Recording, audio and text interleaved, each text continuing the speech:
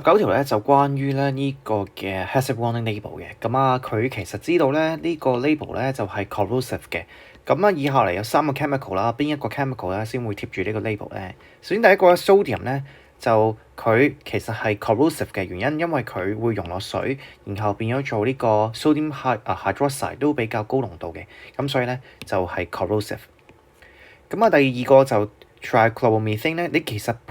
見得到chlorine 咧就好大機會咧佢係 toxic 嘅，咁所以佢又唔係 corrosive 嘅，